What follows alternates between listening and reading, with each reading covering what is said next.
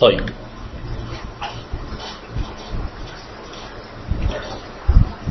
ترانسفورم سيلكشن، نرسم اي شكل كده وليكن بالاداه ديت.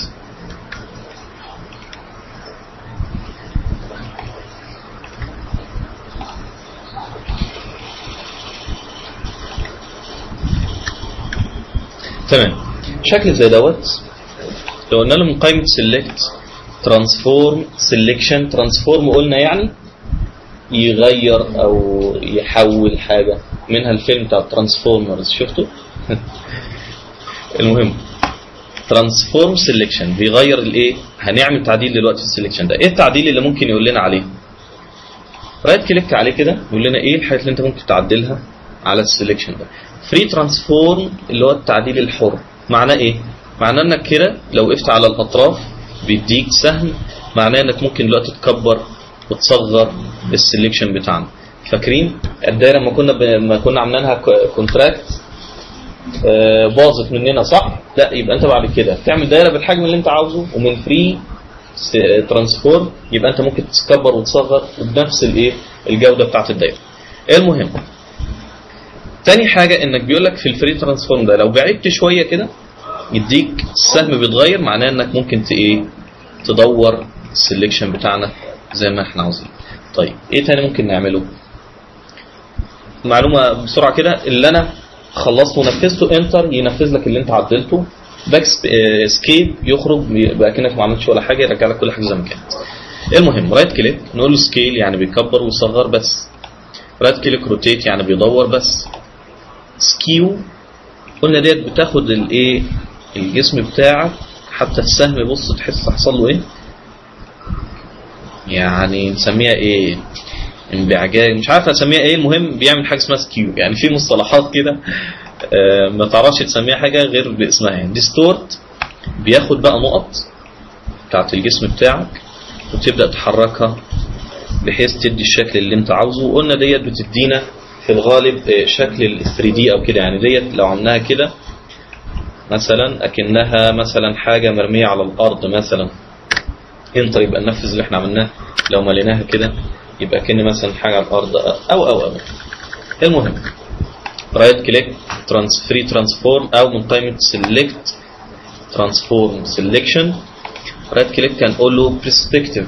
برسبكتيف يعني منظور، ودي قلنا مبدأها اللي هو المنظور ثلاثي الابعاد، ان انا الحاجه اللي قريبه مني كبيره والحاجه البعيده عني ايه صغيره. فاما تقول له برسبكتيف يبدا يمسك اي طرف من دول، بصوا تلاقيه بيقرب الطرفين لبعض او يبعدهم عن بعض، بحيث كده اكنك واقف تحت عماره كبيره بالمنظر ده، او ان احنا بنبص لها من تحت فهي بعيده عننا او يعني ده تاثير. بعد كده حاجه اسمها وارب، ودي لذيذه قوي، كنا بتمسك نقط وتبدا تحركها. بصوا كل نقطه ايه طبعا يعني هو بيبقى ليه حدود شويه. انتر بصوا السلكشن بتاعنا بقى عامل ازاي. نملاه باي لون دلوقتي بقى حاجه ثانيه خالص. كنترول الت زد من قائمه سيلكت فري ترانسفورم سيلكشن. بعد كده روتيت 180 درجه، يعني لففه 180 درجه، لففه 90 درجه، كلوك وايز يعني مع عقارب الساعه، سي دبليو يعني كوانتر كلوك وايز يعني عكس عقارب الساعه. فليب هوريزونتال يعني هو دلوقتي هوريزونتال يعني افقيا، هو دلوقتي باصص كده، هوريزونتال يبقى هيبقى عامل كده اهو، هو دلوقتي لفوق. فليب فيرتيكال يعني راسيا، جاب لك الراس تحت والايه تحت. في مشكله كده؟ مفيش اي مشكله في موضوع ترانسفورم. الحاجه الاخيره اللي بنتعلمها في القائمه دي اللي هي السيف سيلكشن. انا دلوقتي عملت السيلكت ده وتعبت فيه وغيرت عليه اقول له احفظ السيلكشن ده باسم ايه، هسميه مثلا نيو سيلكشن واقول له احفظه. خلاص انت دلوقتي غيرت وعملت يبقى ممكن اقول له من قائمه سيلكت لود سيلكشن، يعني لود يعني حمل لي سيلكشن انا حافظه قبل كده اسمه ايه، اسمه نيو سيلكشن. خلاص نزله لي دلوقتي في الايه في المشهد بتاعي. اخر حاجه نتعلمها في الموضوع بتاع السيلكشن ده، انا دلوقتي لو عامل حاجه كده دايره في سيلكشن هو موجود، قائمه سيلكت هقول له لود سيلكشن اللي اسمه نيو سيلكت.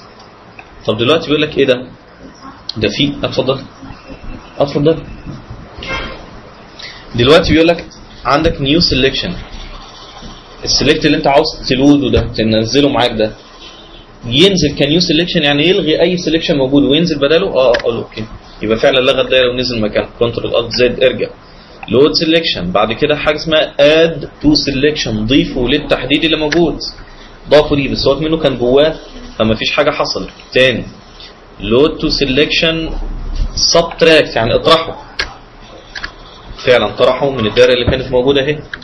طيب كنترول الت زد سيلكت لود انترسكت، تقاطع مع اللي موجوده دوت، ففعلا ده كان ناتج التقاطع اللي بين الدايرتين دول. طيب في اوبشن اخير لود سيلكشن دوت، نزله بس انفيرت، معكوس، فبدل ما كان هينزل مربع كده بنزل لك بص مالي البتاع كلها. لو مالينا خدنا بالنا يا جماعه في صعوبه، في اعجاز في اللي بيحصل. طيب اخر خطوه مفيش عند سيلكشن اهو موجود، نسلكت لود سيلكشن اللي اسمه نيو سيلكشن.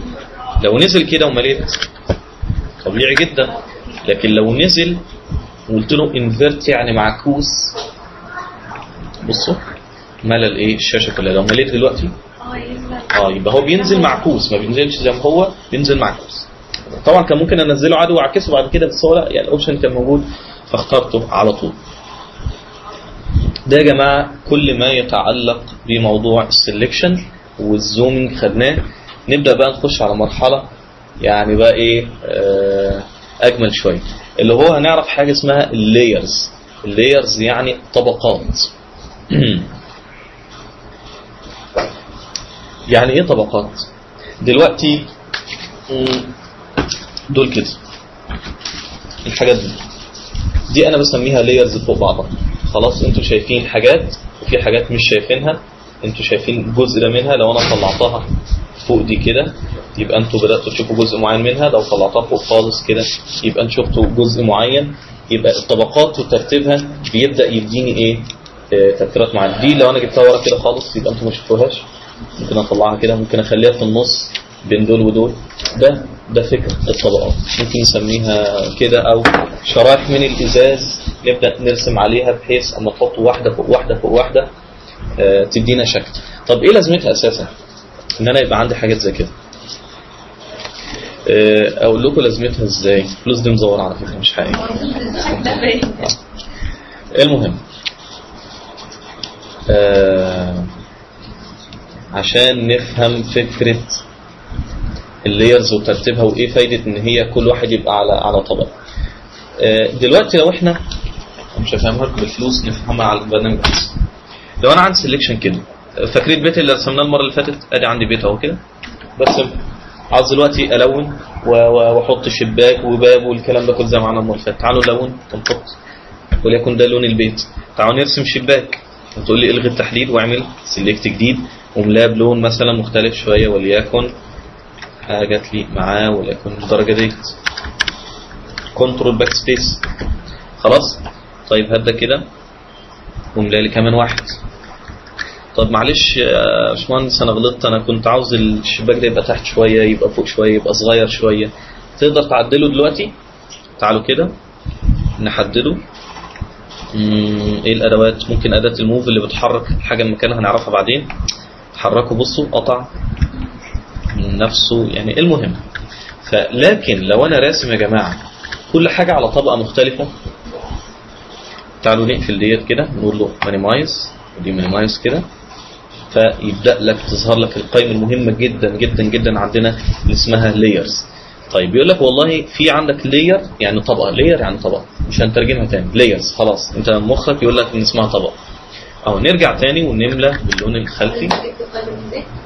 هي موجوده اوريدي، ولو مش موجوده او طارت لاي سبب من الاسباب من ويندو هتلاقي حاجه اسمها لايرز اهو. انا خفيتها خالص اهو. يبقى من ويندو لايرز طبقات بتاعتي، اي حاجه من هنا تختفي تظهر من قائمه ويندوز وفي اي برنامج. خلاص غيرت انت بقى، لعبت في الورك سبيس وعملت بهدلت الدنيا، يبقى ورك سبيس تقول له ديفولت ورك سبيس، يعني الديفولت في اي حته يعني الافتراضي، يعني الانترفيس الطبيعي ايه يرجع لي كل حاجه زي ما كانت. خلاص يبقى عندنا قائمه لايرز ودي مهمه جدا جدا. المهم اول طبقه افتراضيه بتتحط اللي هي الباك جراوند اللي كان بيسالنا عن لونها اول ما بنشتغل في التصميم، بيروح حاطط لك لاير افتراضي اسمه باك جراوند، وبيبقى حتى عامل لك عليه قفل كده يعني مقفول ما بيتحركش من مكانه. خلاص. المهم تعالوا بقى نبدا نرسم البيت بس بمبدا ايه؟ الطبقات او اللايرز. عندنا زرار تحت كده اسمه نيو لاير، لو وقفت عليه هيقول لك كريت ا نيو لاير، انشئ لي طبقه جديده. نعم كنترول الت ان لا كنترول شيفت ان، كنترول شيفت ان نيو لاير، ويقول لك اسمه ايه وتقول له اوكي، يبدا لك يعمل لك لاير جديد. او زي ما قلنا نيو لاير من هنا يروح حاطط لك لاير على طول، هو اوريدي راح مسميه لاير واحد على طول مع نفسه. طيب لو لاحظنا هنا كده شايفين المربعات ديت؟ المربعات دي معناها ان هو فاضي ولا في اي حاجه دلوقتي. تعالوا نبدا نرسم سيلكت كده وليكن حاجه زي كده. تعالوا نلونه. القائمه دي يا جماعه ممكن كده ممكن زي ما تحبوا، انا بفضلها كده عشان الانترفيس القديمه بتاعت البرنامج كانت عامله كده. المهم بيت مثلا وليكن باللون كده، نملى الت باك سبيس، من سيلكت دي سيلكت يعني الغي التحديد او كنترول دي. دلوقتي نبدا نعرف الاداه اللي اسمها موف تول، اداه الموف بتحرك بقى كل ايه حاجه من مكانها. خلاص. لو انا اتكيت على اداه موف ديت وبدات امشي، والاول انتوا فرحانين طبعا لان ايه كنا بنحط الحاجه كده نروح رافعينها وما نعرفش نتحكم فيها، لكن دلوقتي خلاص ما دام بقت في لاير جديد، حتى بصوا اللاير اترسم جواه اللي انا عامله، يعني دي بتبقى مصغر للي مرسوم فعلا في اللاير ده، يبقى دي دلوقتي بقت معايا كده. طيب تعالوا نرسم شباك بس هرسمه على طبقه جديده لاير جديد. تعالوا نعمل نيو لاير واعمل سيلكشن واملاه مثلا باللون الاخضر كده. تعالوا نملاه كنترول ولا الت باك سبيس؟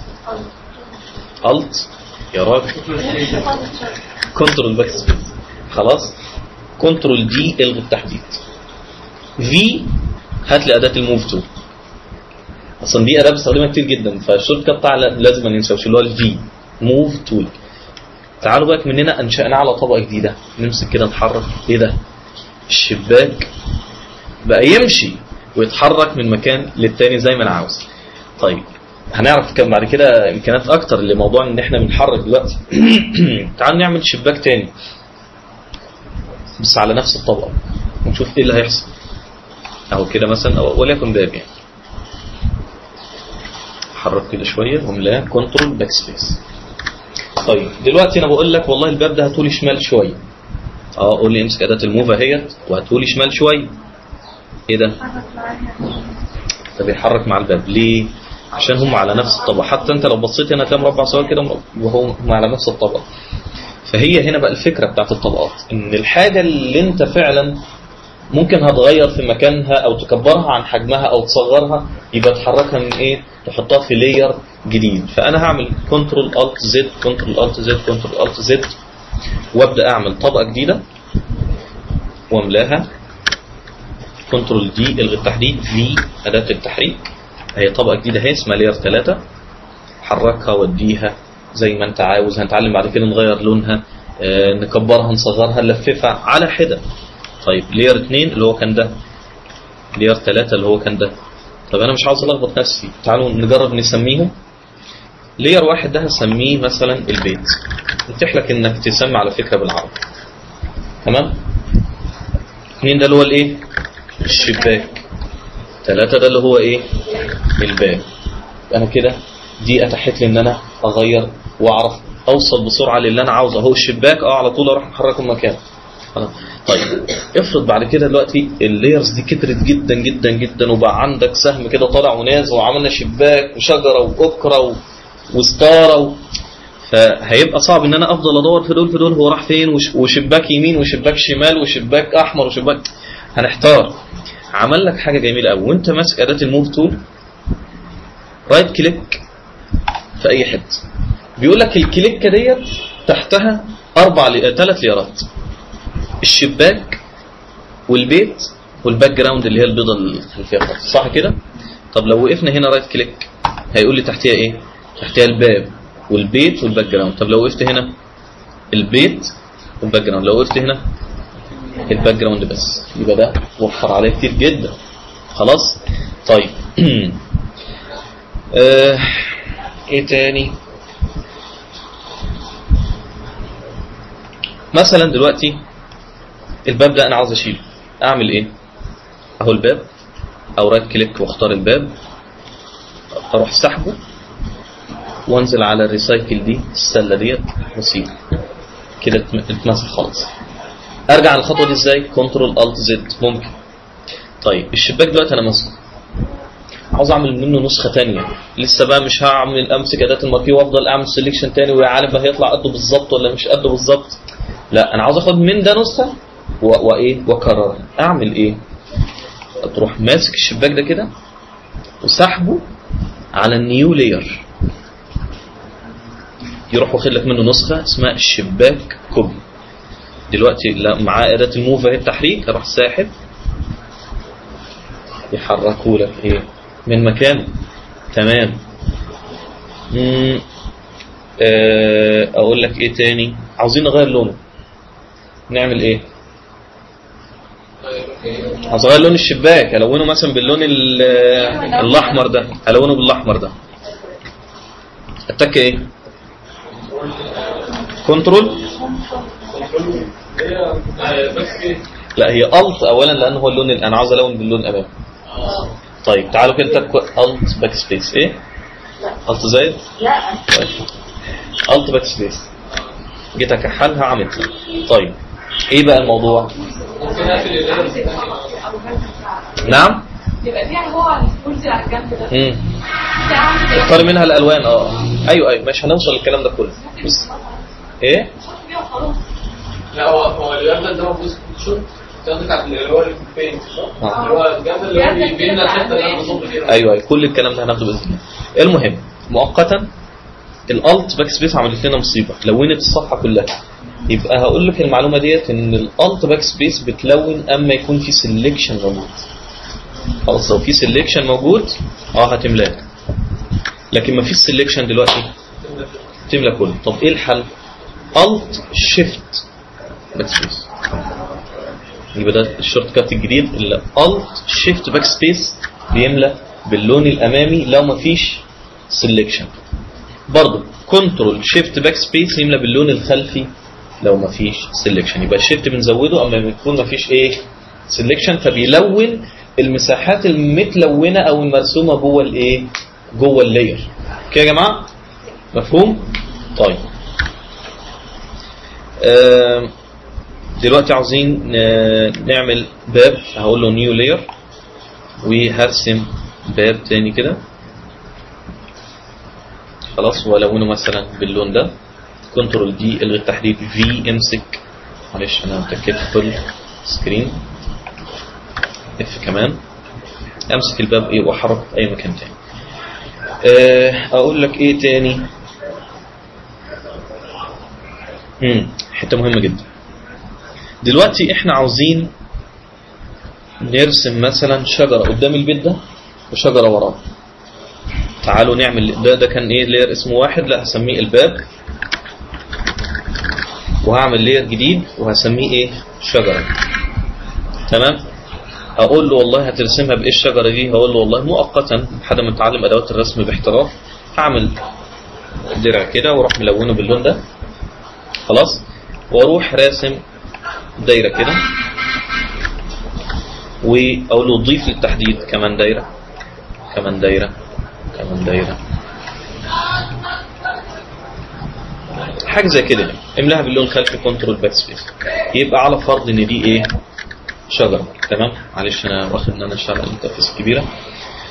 طيب الشجره دي دلوقتي هي فين؟ قدام الباب، قدام البيت بتاعي. ازاي اخليها وراه؟ نبدا هنا بقى نتعلم ترتيب الليارات ديت، ودي الفايده اللي انا كنت عمال اقول لك امتى دي تبقى قدام او ورا او كده. تعالوا بقى نتعلم ازاي نخليها ورا. انت عاوزها تبقى ورا البيت صح؟ اروح منزلها اسحبها. نعم مش هعمل الفيديو ده، هسحب الشجره وانزلها تحت البيت، تحت البيت خلاص يبقى بقت ورا اهي شجره، مسكتها اهي محددها، بقت ورا الايه؟ ورا البيت بتاعي. تمام يا جماعه؟ طيب دلوقتي حرك لي الشباك ده، هاتولي شمال شويه. مش راضي يتحرك ليه؟ لانك مش واقف على اللاير بتاعه. دي معلومه مهمه جدا. قبل ما تشتغل على اي لاير تكبره تصغره تغير لونه اي حاجه، شوف انت واقف عليه ولا لا. ده شباك، ده كان اسمه ايه؟ شباك كوبي على فكره. خلاص يبقى واقف عليه كده وحركه. يبقى دي تاني معلومه مهمه جدا لازم تعرفها، انك ما تعملش اي حاجه غير ما تشوف انت واقف فين. حتى لو هتغير اللون دلوقتي ممكن تكون قدامه هو ماسكه، انا عاوز احرك الشجره مع انه واقف عليها، لا مش هتحرك معاك غير ما تتك عليها رايت كليك وتختار اللاير بتاعها، او تختاره منين؟ من هنا. دلوقتي انا ممكن اخلي الشجره دي بين البيت والشباك، حاجه زي كده. كل الايه الترتيب ده متاح بالنسبه لي. طيب ارجعها تاني ورا البيت. ناخد ايه كمان؟ اتعلمنا نلون الليرات، وتعلمنا نشيل لاير نحذفه نرميه في السله، او نعمل لاير جديد ونرتب اللاير ونغير اسمه. بعد كده تعالوا نربط بعض الليرات ببعضها. هستفاد ايه من كده؟ ان انا مثلا عاوز احرك البيت ده كل مره واحده، اعمل ايه؟ هتقول لي اختار الشباك والبيت. طب ازاي اختار اكتر من حاجه هنا؟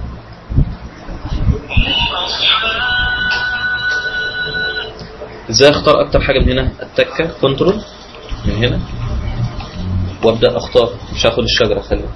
خلاص يبقى انا او اختار اول واحد والتكه شيفت عملت لي من الى، الشيفت بتعمل من الى، من ده الى ده، واختار كده. يبقى انا بحرك البيت مع بعض.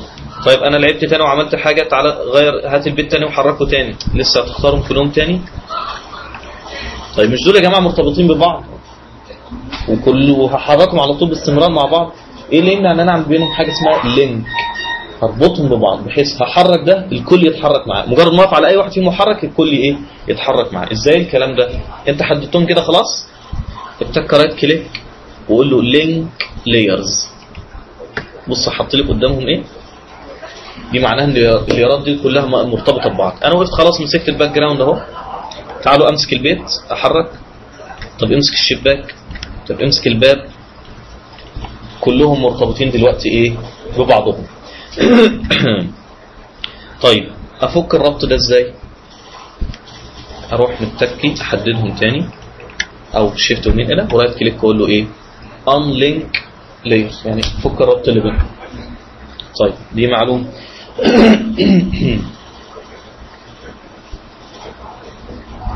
الحاجه الثانيه اللي عاوز اقولها لكم ان انا ممكن اختصارا لعدد اللايرز اللي موجوده عندي هنا، مثلا افرض احنا عاملين 10 بيوت دلوقتي، يا نهار ابيض هتفضل بقى تمسك الشباك ده، طب الشباك ده كان بتاع البيت ده ولا ده ولا، وافضل انزل واروح واجي. فعشان نختصر في حجم الحاجات اللي موجوده هنا ديت، تمام، اروح محددهم واحطهم في جروب مجموعه واسميها البيت رقم 1. حلوه الخطوه دي؟ تمام. يبقى هختصر ان انا كان عندي 4 لايرات اهوت، هخليهم لك لاير 1 واخلي معاهم حتى الشجره هنا كنترول واخترتها. ازاي الكلام ده؟ شورت كات او كنترول جي جروب، او رايت كليك المفروض تكون موجوده هنا. لا مش موجوده. بتروح عامل هنا، لو وقفت هنا كده هتلاقي حاجه اسمها كريت ا نيو جروب، اعمل جروب جديده. خلاص هتسميها ايه؟ هتسميها البيت. هو مش نيو جروب، الشورت كات اللي بقول لك كان احسن من ده، كنت بتحددي الليرات اللي انت عاوزاها وتقولي له كنترول جي يروح حاططهم لك على طول في جروب. لكن الطريقه التقليديه ان انا اروح عامل من جنب نيو لاير نيو جروب واسميها اللي انا عاوزه، اروح مختار اللي انا عاوزهم واروح ساحب واسيبهم فين؟ في البيت. اتفتحوا السهم، اقفل السهم، يبقى بقى ايه؟ عمل الجروب. بعد كده اروح فاتح، وطبعا الجروب دي اتحركهم كلهم مع بعض، او ان انا امسك واحد فيهم وابدا احركه على حده واقف في الجروب تاني. يبقى انا اختصرت الايه؟ ان يكون عندي طبقات كتيره تحت بعضها. تهتم معلومات. طيب في حركه جميله بقى بنستخدمها، بس مش هقولها لكم دلوقتي، خليها دلوقتي لاننا لما نتعرض للبنتو. طب خلاص دلوقتي نتكلم عن حركة لذيذة جدا جدا، عملية اسمها align and distribute. align يعني محاذاة، distribute يعني توزيع. يعني ايه الكلام ده؟ هنقفل بقى المشهد الكئيب ده، اقول له من فايل نيو تصميم، اقول له والله دلوقتي انت عندك خلاص بقى بعد كده مش هنروح فاتحين بقى الاداه ونرسم على طول، لا نتعلم نظام اللايرز طبقات، بحيث بعد كده عاوز تحرك حاجه من مكانها، تكبر حاجه تصغر حاجه تبدا تتعلم فيه. بقول له ادي نيو لاير واروح راسم والله جواه مربع كده ولونته، واعمل نيو كمان واروح راسم جواه مربع عامل كده ولونه، ونيو كمان واروح عامل مربع كده ولونه، ودايره كمان ولونه. معلش انا اخترته كنترول دي، انا عامل اد، شفتوا عشان كنت بختار اد ما ننساش. تمام. دلوقتي الدايره ديت نازله تحت شويه ودي طالعه كده شويه ودي كده، ازاي احاذيهم مع بعض؟ طيب انتم متخيلين ايه المحاذاه اللي ممكن تحصل بينهم؟ اما ان هم يكونوا كلهم على خط واحد يكونوا محاذان للنص تماما، او كلهم يطلعوا يلزقوا في خط واحد فوق، او يلزقوا في خط كلهم تحت. ازاي الكلام ده؟ اروح محددهم شيفت من الى او كنترول واختار واحد واحد واحد. تمام. هتلاقي بأداة الموف، لما اكون ماسك أداة الموف، تعالوا بقى نبص على الاوبشنز اللي موجوده فوق بقى. أداة السلكشن كان ليها اوبشنز معينه وعرفناها، أداة الموف ليها اوبشنز ثانيه. تعالوا بقى نخش على المجموعه ديت اللي هي مجموعه الالاين.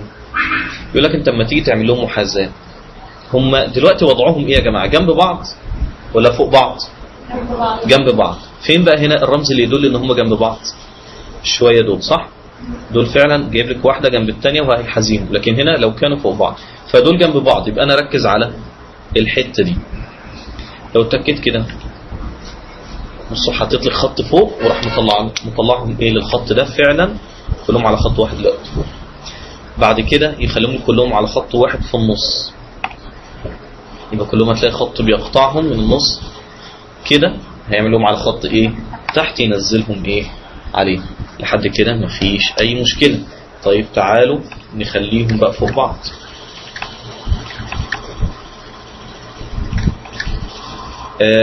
انا بعمل ايه دلوقتي؟ بتك كنترول واتك على اللاير بدل ما رايت كليك ولاير، يعني الكلام ده كله نعرفه ايه يعني. كنترول واختار اللاير يروح لقطه على طول ما دام اتاكدت انك اتكيت عليه، وما يكون ما عندكش لايرات فوق بعضها كتير يعني. المهم حاجه زي كده الثلاثه دول اتك كنترول واختار او شيفت فمن الى، دول دلوقتي فوق بعضهم، فاهتم انا بالايه بالجزء ده. لو كده جابهم لي كلهم على خط ايه واحد هنا كده، لو كده يبقى كلهم عاملهم كده، او يبقوا في النص فوق بعضهم ايه بالظبط. تمام. احنا دلوقتي بنعمل ويب سايت وعاملين زراير عندنا فوق. تعالوا كده نعمل زرار شيك قوي. اقول له نيو لاير واقول له والله اديني مربع عامل كده، والمربع دوت بالريكتانجلر بالبوليجونال ماركي تول قص لي منه الجزء ده. معايا كده ولا في اعجاز؟ مفيش اي حاجه. طيب الت باك سبيس نملى اللون ده، يبقى عامل لنا زرار بالمنظر ده. طيب اخد منه نسخ ازاي؟ قلنا اسحبه على مين؟ على الخانه بتاعت النيو لاير. تمام. او اقول له كنترول جي، ده الشورت كات بتاعه، كنترول جي. بصوا عمل لك لاير واحد كوبي. بعد كده ممكن تاخده تحركه وتوديه في الايه في المكان اللي انت عاوزه. خلاص. كنترول جي كمان خد لك واحد كمان جي. كنترول جي كانت بتعمل ايه؟ جروب. كنترول جي كانت بتعمل جروب. كنترول جي تعمل دوبليكيت، بنسميها دوبليكيت، ان انا باخد منه. حضرتك كنت قبل كده تستنى اوبشن في لسه كلها صح؟ اختارها. كنترول جي بتعمل دوبليكيت لللاير، يعني بتاخد منه نسخه مكانه، يعني هو زي ما هو كده كنترول جي حصل لك نسخه كمان، اما تحركيه مكانه تعرفي فعلا انه خد لك نسخه كمان. مفهوم؟ طيب دلوقتي شويه الزراير المتلخبطه دي عاوزين نرصهم جنب بعض، بس انا اعلمكم الاول طريقه للدوبليكيت اسهل بقى من الكلام ده كله. الغي ده كله رحت محددهم ورحت متك باك سبيس فمسحهم. هو الباك سبيس بيمسح لما تكون مختار اداه الموف بس، او ان انا طبعا يعني المفروض التقليدي ان انا اروح ساحبهم اروح حاططهم فين في السله بكده اتمسح معايا. ايه المهم معايا اللاير ده كده اخد منه نسخه ازاي؟ تك الت واقف عليه واسحب اسهل، بحيث ايه فايدتها؟ انك بتوديه في المكان اللي انت عاوزه على طول. لكن انا كنت بعمل كنترول جي واروح محركه، كنترول جي واحرك، لا ده دلوقتي الت واسحبه خلك منه نسخه بمنتهى السهوله. خلاص ده انت حتى لو واخد دول كده ولا دي خدت الاربعه كلهم مره واحده وحركتهم. طيب ما علينا، شويه دول كده عاوزين نرصهم جنب بعض ونوحد المسافات اللي بينهم. دلوقتي ده المسافه اللي بين ده وده اكبر من دي واكبر من دي، عاوزين نوحد المسافات اللي بينهم. نعمل ايه؟ نروح مختارينهم. ده الاولاني شيفت يعني من الى ده معايا. طيب دلوقتي اولا هم عاوزين حزيهم يبقوا جنب، يبقى على نفس الصف. هم دلوقتي جنب بعض، يبقى انا اهتم بالمجموعه دي على صف واحد، يبقى التكه كده مثلا او كده او كده، لانه كلهم اساسا قد بعض فمفيش تفاوت في الايه في النسب بتاعتهم طوليا يعني. طيب تعالوا بقى نتنقل لمجموعه التوزيع الديستريبيوشن. احنا خدنا الالاين يعني المحاذاه، هناخد دلوقتي الديستريبيوشن يعني التوزيع اللي هي المجموعه ديت. ما تتخضوش عشان مش هناخد منها غير دوت ودوت، زرارين بس. هما دلوقتي جنب بعض ولا فوق بعض؟ جنب بعض، يبقى نبص للي جنب بعض اللي هو ده. لو كانوا فوق بعض كنت ابص على دي. جنب بعض دي بتعمل لك ايه؟ طك طك طك راح مظبط لك المسافه اللي بينهم بالظبط مره واحده، بدل ما اتعب عيني واقول لا ده لسه يمين شويه شمال شويه، لا يبقى ده بيسهل عليك الترتيب والتنسيق بتاع الشغل بتاعك. طيب ناخد بريك يعني الناس ايه، انا نفسي